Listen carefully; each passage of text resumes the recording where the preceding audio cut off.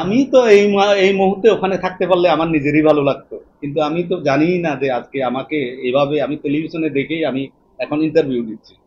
সুতরাং দেখা যাক, উপরওয়ালার দোয়া, ভগবানের আশীর্বাদ থাকলে আমি ইমিডিয়েটলি পৌঁছে যাব। আচ্ছা, আমি আপনাদেরকে দেখুন, আমি একটা জিনিস বলি। এই যে 5 তারিখ যে বিপ্লবটা ঘটলো, কারা ঘটিয়েছে? যৌবন এই বিপ্লবটা ঘটিয়েছে। আমরা এটাকে ছাত্রও বলতে পারি, জনতাও বলতে পারি, বাট যৌবন এই যে বিপ্লবটা ঘটিয়েছে, এই বিপ্লবটা প্রয়োজন ছিল। কেন প্রয়োজন ছিল সেটা আমরা সবাই জানি। সুতরাং এই ওদিকে আর যাব না। বাট একটা জিনিসকে আমি আজকে রিকগনাইজ করতে চাই, সেই রংপুরের এই ছেলেটা, আবু সাহেব। এই ছেলেটাকে আমি তার মৃত্যুতে আমি সচক্ষে দেখেছি, আমি টেলিভিশনে দেখেছি, বহুবার দেখেছি। আমার খুব মায়া লেগেছে, আমার খুব ইয়ে লেগেছে। যে আমি আপনাদেরকে বলি যে রক্ত অনেক ঝরেছে, আমাদের আর রক্ত ঝরানোর দরকার নাই। আমি এমনিতেই চিটিয়াং হিল টেক্সের মানুষ, আমরা চিটিয়াং হিল টেক্সের অনেক ইতিহাস আমরা জানি। বাট আমি এই মানে এইভাবে যে আহ, মানুষ যে মারা যেতে পারে, মারা যেতে হয়, অকল্পনীয় এটা। যাই হোক, এটা দায়িত্বটা মহান দায়িত্ব। আমি শুধু আমার কৃতজ্ঞতা প্রকাশ করছি যারা এর মানে সিলেকশনের বিষয়ে যারা সংশ্লিষ্ট ছিল। আমি আমাদের নোবেল লরিয়েট ইউনুস স্যারকে আমি ধন্যবাদ জানাই যে এই দায়িত্বটা নিয়েছেন। উনি আমাদের ইমেজ, আমি ফরেন সার্ভিসে কাজ করেছি, সুতরাং আমি জানি আমাদের এই যে আমাদের দেশে একটা ইমেজ বিল্ড আপ দরকার, যেটা উনি বিল্ড আপ করে দিতেন বা পারবেন, এটা আমি মনে প্রাণে বিশ্বাস করি।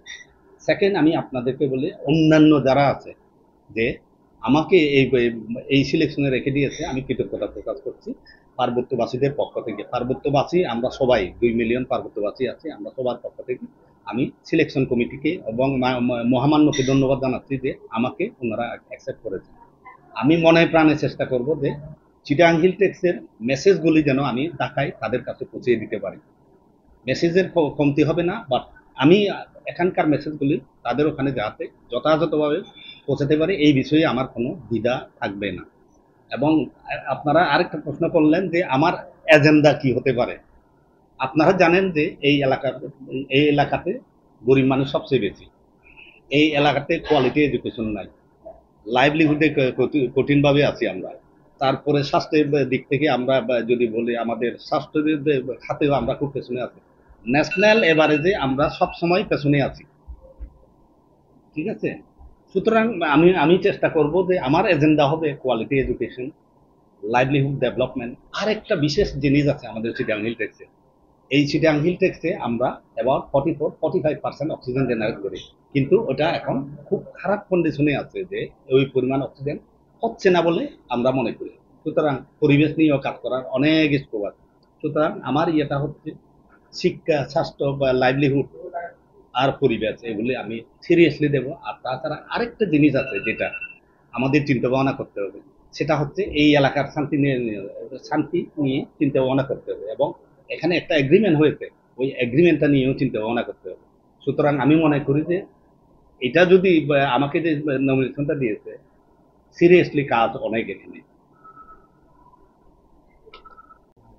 আমি যে জিনিসটা মনে করি, আমি এখন থেকে না, আমি আমি বহু আগে থেকে বলতেছি, আমাদের এই এলাকায় কিছু জিনিসের দরকার আছে। কি কি দরকার আছে?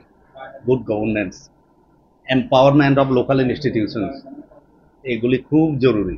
আজকে যদি গুড গভর্নেন্স থাকতো, লোকাল ইনস্টিটিউশন যদি আজকে এম্পাওয়ার হতো, রেসপন্সিবিলিটি তারা বুঝতে পারত যে এই অঞ্চলের মানুষের ভাগ্য উন্নয়নের জন্য তাদের কি কাজ করতে হবে।